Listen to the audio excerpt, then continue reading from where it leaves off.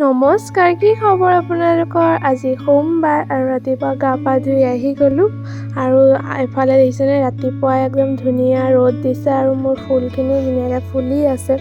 তো ফাৰ্ষ্টতে চাহ বনাই ল'লোঁ, চাহ আৰু ব্ৰেড গৰম কৰি ল'লোঁ আৰু ভাতটো লাহেকৈ বনাম বুলি চাহটো খাই ল'লোঁ আৰু তাৰপিছত ৰাতিপুৱা 11টামান বজাত আমাৰ মাহঁত আহিলে, মা নবৌ আমাৰ ছোৱালীজনী আহিলে।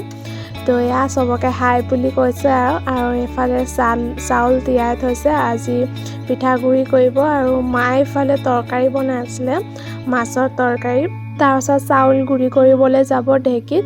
তো মায়ে আৰু দুয়ো মায়ে মানে চাউল গুড়ি কৰি আছে আৰু ঢেঁকীত। তাৰপিছত আমাৰ এই ছোৱালীজনীকো মানে ঢেঁকীত গুড়ি কৰিব লাগে লৈ, মায়ে সেইকাৰণে কোচত লৈ ঢেঁকীটো মাৰিছে আৰু ইফালে মোৰ শাহু মায়ে ঢেঁকী মাৰিছে বুলি তাও সেই মানে মাৰিডাল ধৰি ল'ব লাগে। তাৰপৰা আজি কি বনোৱা হৈছে দেখাইছোঁ। মায়ে মাছৰ তৰকাৰী বনাইছিলে আৰু গুটি আলু আৰু চিম ভাজি আৰু মাছৰ তেল ভাজি। তো তাৰপিছত খাই বৈ আবেলিমান 3:30 4টামান বজাত গৈছেগৈ। এইফালে টাটা দিছে চবকে, চুমা দিছে, দেখিছেনে? এতিয়া মানে ঘৰলৈ যায়গৈ। দিনটো থাকিলে আমাৰ এইফালে কুকুৰা দেখিছে, গাহৰি দেখিছে, তাৰ মানে বহুত ভাল লাগিছিলে।